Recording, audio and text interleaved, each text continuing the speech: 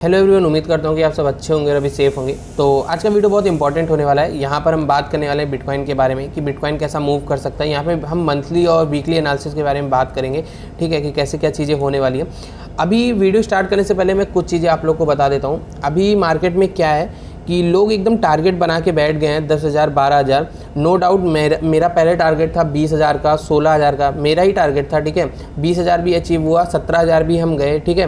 लेकिन अभी सबसे मेन प्रॉब्लम जो आ रही है मार्केट में, सबका टारगेट 10 से 12,000 है। ये चीज़ मुझे थोड़ी सी सही नहीं लग रही साइकोलॉजिकल लेवल पे। जो यहाँ पर फियर एंड ग्रीड इंडेक्स है उसमें हम फियर की तरफ बढ़ते हुए जा रहे हैं और लोगों ने इन्वेस्टमेंट करना मार्केट में बंद कर दिया। अगर आप वॉल्यूम देखोगे तो एल्टकॉइन में आना बंद हो गया। अगर कोई भी एल्टकॉइन पंप कर रहा है तो 70-80% एक साथ पंप कर रहा है। जैसे कल हमने शायद एक्सीएम को देखा था, बहुत अच्छा पंप हुआ था। मेरे पास एक्सीएम है लेकिन मैंने उसको नीचे के साइड में एवरेज नहीं किया था, तो अभी भी वो पंप होने के बाद थोड़ा सा मैं लॉस में ही हूँ उसमें, टू बी ऑनेस्ट, ठीक है। तो आप ये चीजें देखो कि जो भी बाइंग हो रही है वो कोई बड़ी फर्म, इंस्टीट्यूशन, कोई बहुत बड़ा प्लेयर बाइंग कर रहे हैं, बट रिटेलर्स को बिल्कुल भी मार्केट में इंटरेस्ट नहीं रह गया है। तो यही एक टाइम होता है जहां पे हमें आउट ऑफ द बॉक्स सोचना पड़ता है, थोड़ा सा हम लोग को रिस्क लेना पड़ता है मार्केट में। तो ये एक सही समय हो सकता है, ठीक है। मैं इसको एक्सप्लेन करूंगा आगे वीडियो में, कैसे हम रिस्क मैनेजमेंट कर सकते हैं, कैसे क्या चीजें कर सकते हैं, वो सारी चीजें मैं आप लोग के साथ यहाँ पे क्लियर करने वाला हूँ। तो मेक श्योर कि आप वीडियो को पूरा देखिएगा और वीडियो को यहाँ पे लाइक कर दीजिएगा। देखो सबसे पहले मंथली चार्ट पे चलते हैं, ठीक है। मंथली चार्ट पे एक एरिया था जहाँ पे हम लोग ने देखो पहले प्रीवियस हम देखेंगे तब हम आगे की बात करेंगे तो आपको ज्यादा अच्छे से समझ में आएगा। देखो प्रीवियस एक ये एरिया था, ठीक, एरिया ऑफ इंटरेस्ट जिसको बोलते हैं। बार बार ये एरिया टेस्ट होता था और मार्केट यहीं से ऊपर चली जाती थी, बार बार एरिया टेस्ट होता था, मार्केट ऊपर चली जाती थी। थर्ड टाइम टेस्ट हुआ और मार्केट यहाँ से ब्रेक डाउन कर गई। अब देखो मार्केट इस तरह गिर नहीं सकती, एक बात को ध्यान रखना।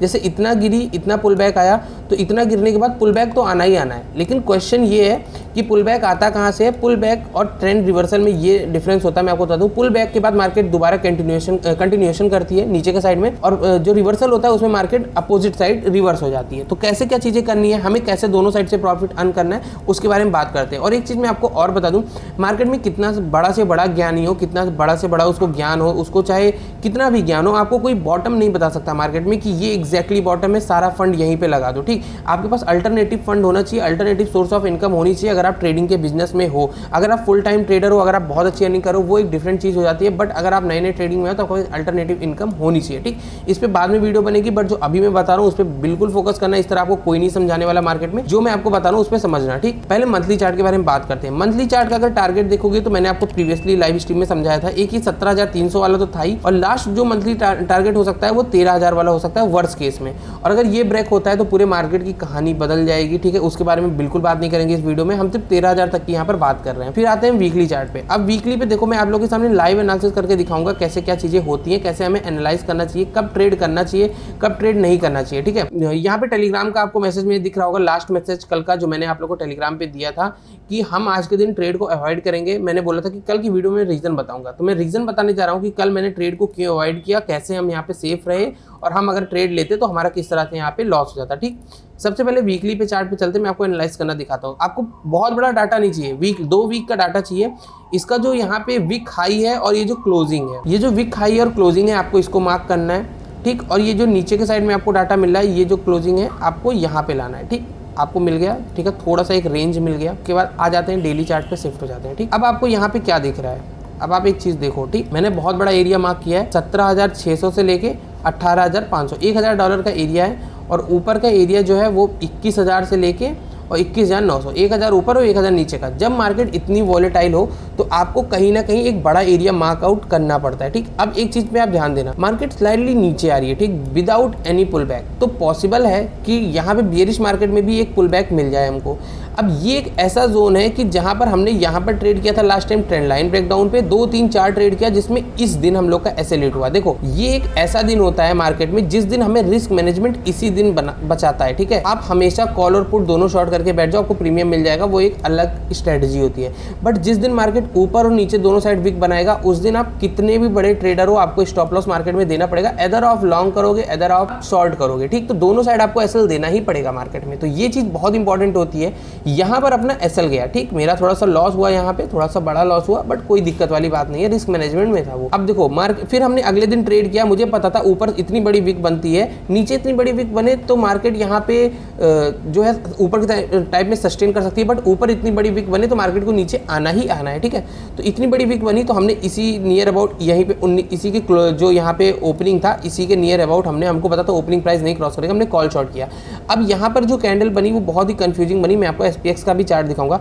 अब देखो मेरा जो ओवरऑल कहने का मतलब है कि मार्केट इतना नीचे आई, थोड़ा सा इसको पुल बैक करना चाहिए। हम किस टाइम पे ट्रेड कर सकते हैं, इधर मार्केट इसको ब्रेक डाउन करे फुल वॉल्यूम से और यहीं पे आके एक रेड कैंडल बनाए तो हम इस जगह का कॉल शॉर्ट कर सकते हैं या शॉर्ट कर सकते हैं, फिर मार्केट कंटिन्यूएशन करे। बट अगर मार्केट यहाँ पे पुल बैक लेती है तो एक बार में इसको क्रॉस करना इम्पॉसिबल टाइप चीजें हैं। मार्केट को अगर ऊपर भी जाना होगा इस तरह पैटर्न बना के तो ऊपर जाएगी, रिट्रेस करके फिर इस तरह ऊपर निकलेगी, वो इस तरह ऊपर निकल नहीं सकती मार्केट एक बार में, ठीक। तो या तो हम इस जगह आई मार्केट तब भी हम कॉल शॉर्ट करेंगे, इस जगह आई तब भी हम कॉल शॉर्ट करेंगे।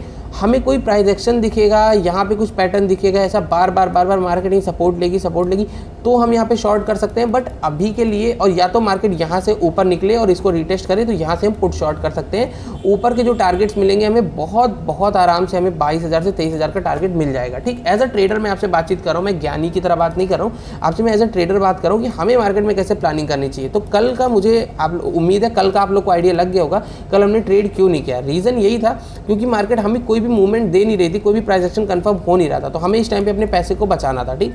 अब आते हैं 2 आवर्स चार्ट पे। 2 आवर्स चार्ट पे यहाँ पे देखते हैं मार्केट, अगर आप देखोगे तो पूरी 2 आवर्स के बाद हम आते हैं 1 आवर पे, ठीक है। एक बड़े टाइम फ्रेम पे रेंज मिल गया। अब आप यहाँ पे देखो मार्केट कितनी ज़्यादा रेंज बाउंडेड हो गई है, ठीक। ये देखो आप, अगर आप बाइनेंस, ये चार्ट केयू कॉइन का है, अगर आप बाइनेंस का चार्ट देखोगे तो यहाँ देखो 19,000 से यहाँ पे 18,000 तक और ऊपर 19,500-600 तक का यहाँ पे विक बन गया, ठीक है। तो ये चीज़ अगर हम ट्रेड लेते शाम को 5 बजे से पहले में एक बड़ा लॉस भी हो सकता था अगर हम कॉल शॉर्ट करते 19,700 19,800 की। तो ये सारी छोटी छोटी चीज़ें होती है जो एज अ ट्रेडर हमें यहाँ पे दिमाग में रख के ट्रेड करना होता है, जो मैं आपको बताना चाह रहा हूँ कि मार्केट इतना नीचे आई है, या तो इसको नीचे के साइड में कोई प्राइस एक्शन कंफर्म करने दो, या तो यहाँ पे इसको नीचे के साइड में कोई प्राइस एक्शन कंफर्म करने दो, और या फिर ऊपर के साइड में इसको जाके प्राइस एक्शन कंफर्म करने दो, ठीक। ये तो हो गई बिटकॉइन की बात। अब बिटकॉइन वर्स्ट केस में अगर डंप होता है तो मैंने आपको वर्स्ट केस का एक आइडिया लगा के दे दिया कि हमें कौन से टारगेट का वेट करना चाहिए।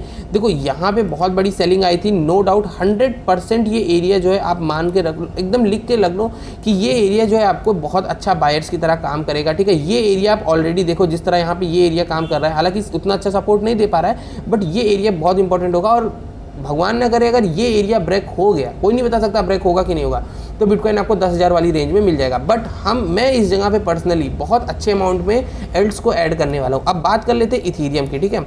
इथीरियम के क्या सीन है, इथीरियम में देखो इथीरियम ने जो हाई लगाया वो लगभग $6,000 का लगा, सॉरी $5,000 का लगाया, $4,800-900 का लगाया, $5,000 आप मान लो, ठीक। मार्केट एक क्लासिकल पैटर्न बना के नीचे आती है, ऊपर जाती है, नीचे आती है, ऊपर जाती है और नीचे आती है, ठीक। इतने बड़े डाउनफॉल के बाद मार्केट ने एक भी रिट्रेसमेंट नहीं लिया। मैं कहता हूँ शॉर्ट टर्म में भी 2300 तक का रिट्रेसमेंट कोई बड़ी बात नहीं है, और यहाँ पे मार्केट जाके फिर यहाँ से कंटिन्यूएशन करे, इसमें भी कोई बड़ी बात नहीं। अब हमें क्या करना है, देखो मैंने अभी तक इथीरियम की सिर्फ और सिर्फ एक बाइंग दी थी लोगों को, मैं बता दूँ वो बाइंग कहाँ पे थी, दूसरे चार्ट पे बता दूँ।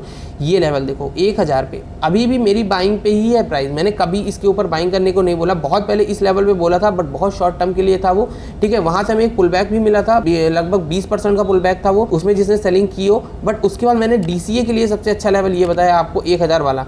1,000 पे जिसने बाइंग किया वो अभी थोड़ा सा सेफ है, नो प्रॉफिट नो लॉस में। देखो अब मैं कहूँगा कि अब ऐसा टाइम है, मेरा जो टारगेट है इथीरियम का, नो डाउट वो अभी भी 480 का है, ठीक है। $480 का मेरा टारगेट है, यहाँ तक मार्केट आ सकती है, नो डाउट आ सकती है, बीच में कोई सपोर्ट रेजिस्टेंस नहीं है। बट मार्केट मैनिपुलेटर्स कहीं से भी मार्केट को मूव कर सकते हैं, इसके लिए हमने अगर अभी तक अपने पोर्टफोलियो में इथीरियम को ऐड नहीं किया है तो अब हम यहाँ पे ऐड करके चल सकते हैं। रीज़न बीइंग कि मार्केट बहुत नीचे आ चुकी है, ठीक है। एक पुल बैक मार्केट को देना चाहिए, उस पुल बैक में हम शॉर्ट टर्म प्रॉफिट बुक करेंगे, सारी चीज़ें करेंगे। लास्ट ब्रेकआउट जो था यहाँ पे अगर आप देखोगे तो नियर अबाउट यहाँ से था, ठीक है। एक बड़ी कैंडल यहाँ से बनी थी, तो ये एरिया आप देख सकते हो, यहाँ पर आता है प्राइस, तो आप एक बाइंग फिर से कर सकते हो और इथीरियम को होल्ड करना स्टार्ट कर सकते हो। 2-3 बाइंग के लिए अगर आप सोच रहे हो 4 बाइंग करना चाहते हो तो 4 एरिया आपको यहाँ पे मिल जाएंगे, आप बाइंग करके रख सकते हो, सारी चीज़ें कर सकते हो। तो ये मैंने आपको एक आइडिया दे दिया, ठीक है, लोवेस्ट आइडिया दे दिया। और अभी अगर आप क्रिप्टो मार्केट में नए हो, आपने इन्वेस्ट नहीं किया है, आपके पास 1 लाख रुपए हैं, तो ये एक टाइम है जहाँ पे आप 10, 15, 20 हज़ार तक भी इन्वेस्ट कर सकते हो मार्केट में।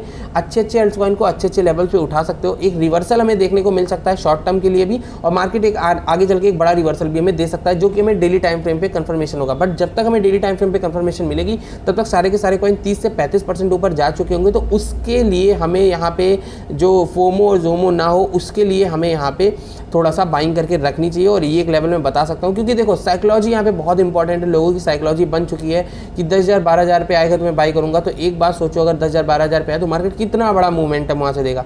तो मैं आपको जो प्लान बता रहा हूँ वो दोनों साइड के लिए बता रहा हूँ कि अभी हम ऐड कर सकते हैं और 10,000 12,000 के लिए भी हम तैयार रहेंगे। मैंने अभी तक अपना 20-30% जो पोर्टफोलियो था मैंने उसको डिप्लॉय कर दिया है मार्केट में। मेरे पास 70% अभी भी यहाँ पे कैश पड़ा हुआ है। मैं उसमें से भी 20% अब लगाने जा रहा हूँ मार्केट में। उसके बाद जो मेरे पास बचेंगे पैसे, मैं उसको वर्स्ट केस सिनेरियो के लिए रखूँगा।